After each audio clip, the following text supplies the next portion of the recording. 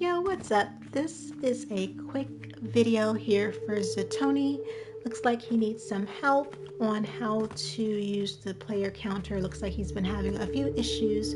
So I'm going to go ahead and go through my setup to show you what I did so you can see how I got it working. Just to run through what he was attempting to do.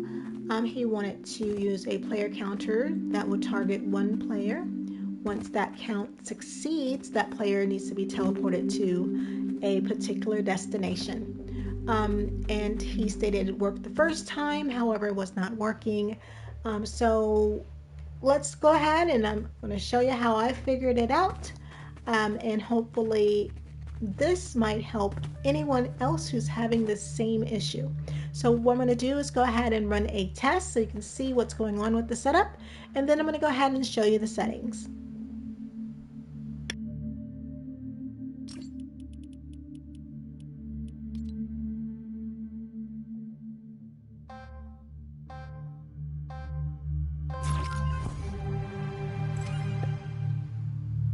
Alright, so you see there's a timer that's resetting and always checking the target.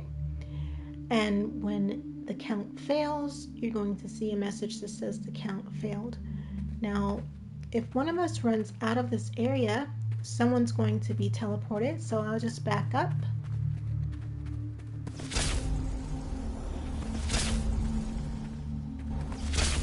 And I'm continuing to be teleported like so. So to get that to stop, you can get the timer to pause once someone is teleported so it won't repeat like that. So let me go ahead and end the game and we'll set that up.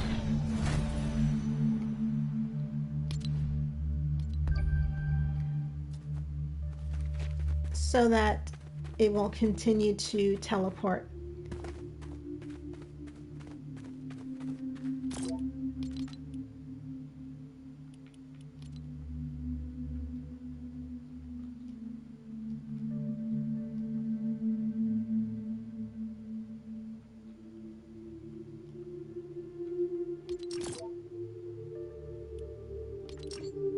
All right, so let me go ahead and let's run another test just to ensure we're good to go. And then I'll go ahead and show the settings.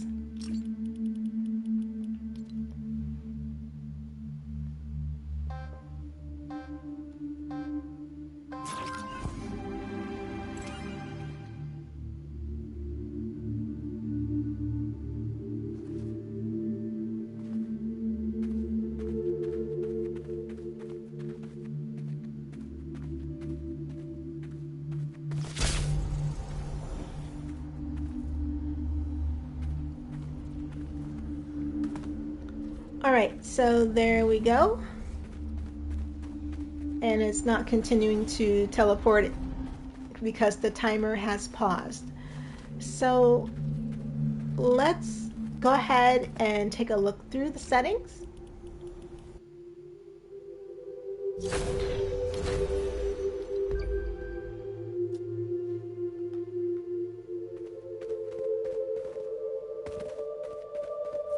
And I can show you what's going on here.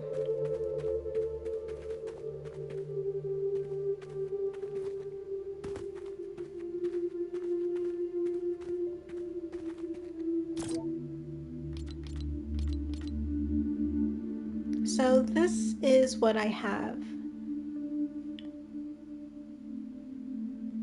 But let's go ahead and look into it a little bit deeper and check out all options.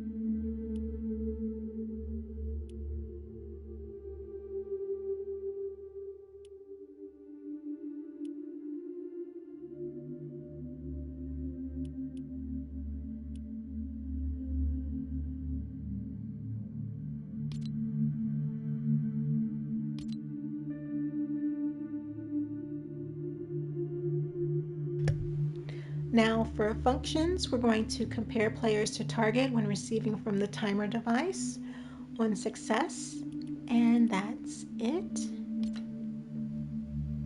In events, we have a few things going on here. On count succeed, send event to teleporter PC, and then if the count fails, it's going to display the HUD message device to show the message. Now this is optional. You don't have to have this during your live game. You can have this while you're testing out your map, just so you can see what's going on, because it's definitely helpful. If you're on UEFN, of course you can add a notation if you're using verse to your verse log to see what's going on if the count fails. It definitely is helpful as well. Now let's take a look at the timer.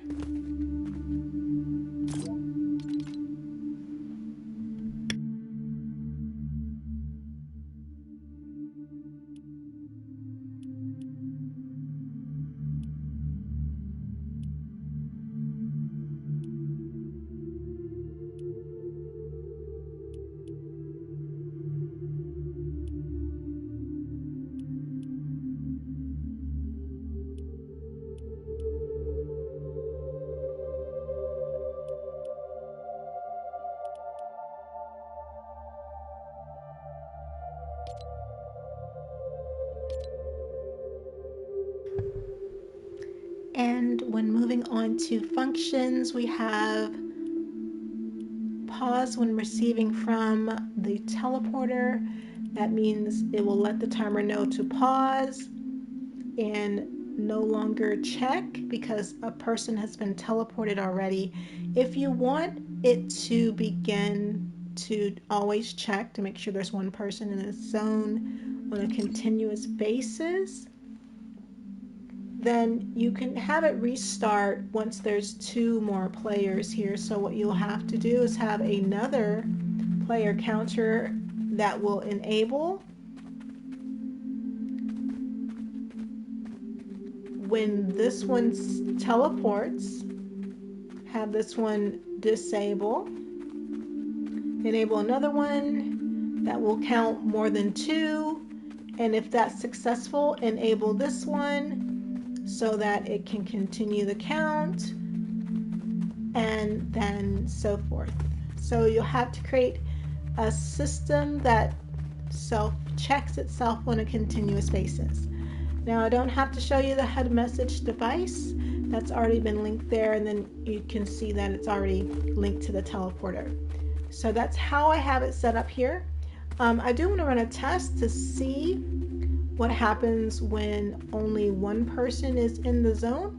So let's go ahead and test that out here. What I'll do is I'll move this over here and let's see what happens.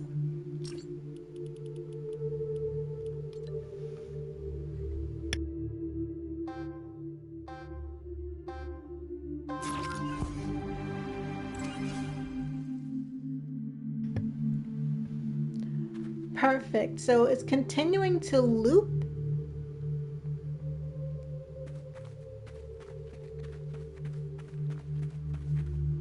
But all right, cool. And the player is still there, not being teleported because it's been disabled for the checking. All right, looks like it's working pretty well. Hopefully this can help put you on the right track to what you need to do. And I appreciate you, Zatoni, for putting in that request and reaching out for help. It's been a pleasure, and I hope that this helps out. All right, you have a good one. Bye.